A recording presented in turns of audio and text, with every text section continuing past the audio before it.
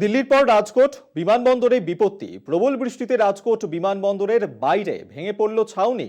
ঘটনায় হতাহতের এখনো পর্যন্ত কোনো খবর নেই। মোদী সরকারকে নিশানা কংগ্রেসের। 3 দিনে 3টি দুর্ঘটনা এবং মোদীর হ্যাট্রিক। রাজকোটের উন্নয়ন সামনে এসেছে। 1 বছর আগেও এই বিমানবন্দরের উদ্বোধন করেন মোদী।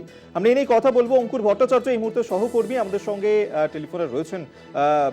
অঙ্কুর দা, কি আপডেট রয়েছে এই বিষয়ে? দেখো, এই আজকে প্রথমে জব্বলপুর, তারপরে দিল্লি বিমানবন্দর এবং তারপরে কি হচ্ছে গিয়ে রাজকোট, ফলে পরপর 3টে দিনে এই যে 3টি ঘটনা ঘটলো সেইটা নিয়ে কিন্তু খুব স্বাভাবিকভাবে বিরোধীরা সোচ্চার হয়েছে।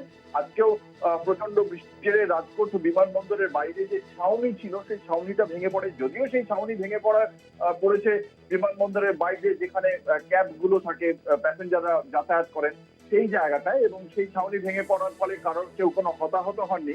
কিন্তু তা সত্ত্বেও পরপর 3 দিনে 3টি জায়গায় পড়েছে। এবং রাজকোট, সেটা কোথায়? গুজরাট। যে গুজরাট রাজ্যকে সবসময় ভারতীয় জনতা পার্টি মডেল রাজ্য হিসেবে উন্নয়নের শিরোপা দিয়ে গুজরাটকে সামনে সবসময় রাখে দেশেতে। এবং প্রধানমন্ত্রী নরেন্দ্র মোদী বারংবার গুজরাটের কথা বলেন। সেই গুজরাটেই যদি এই ঘটনা ঘটে, এবং সেই বিমানবন্দরের উদ্বোধনে ছিলেন প্রধানমন্ত্রী নরেন্দ্র মোদী, সেই কারণেই আজকের এই ঘটনাটিও উঠে এসেছে। এখানে বিরোধীদের বক্তব্য, 3টি রাজ্যই বিজেপি শাসিত। সেক্ষেত্রে দিল্লি তো অবশ্যই কেন্দ্রীয় অসামরিক বিমান পরিবহন মন্ত্রকের অধীনেই রয়েছে। এই 3টি রাজ্যে 3টি ঘটনা ঘটার ফলে স্বাভাবিকভাবেই বিরোধীরা সোচ্চার হয়ে বলছে যে এই 3টি রাজ্যে এই ঘটনা কি করে ঘটলো। বিজেপির এই উন্নয়নের মডেল সম্পর্কে তারা কটাক্ষ করেছে, হ্যাট্রিক উন্নয়নের, এবং সেই উন্নয়নের বা ভেঙে পড়ার হ্যাট্রিক স্বাভাবিকভাবেই বিরোধীদের এটা তো কাজে এসেছে বটেই। একটা রাজনৈতিক হাতিয়ার হিসেবে তারা ব্যবহার করছে।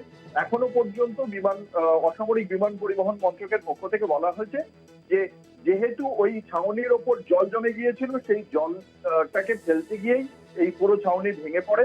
কিভাবে ঘটেছে গোটা ঘটনাটা তার তদন্তের নির্দেশ দেওয়া হয়েছে। ন্যাশনাল ডিজাস্টার রেসপন্স ফোর্স গোটা ঘটনাটি খতিয়ে দেখছে যে কিভাবে ঘটেছে। 3টি ঘটনা ঘটলো।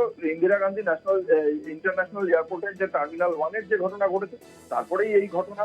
সেই ঘটনার জেরে দিল্লিতে প্রায় 200টা ফ্লাইট তার উড়ান ব্যাহত হয়, এবং তারপরে আজকে এই রাজকোট খানিকটা হলে অস্বস্তিতে সন্দেহ নেই। ধন্যবাদ তোমায়। আমাদের সঙ্গে সহকর্মী অঙ্কুর ভট্টাচার্য টেলিফোনে ছিলেন।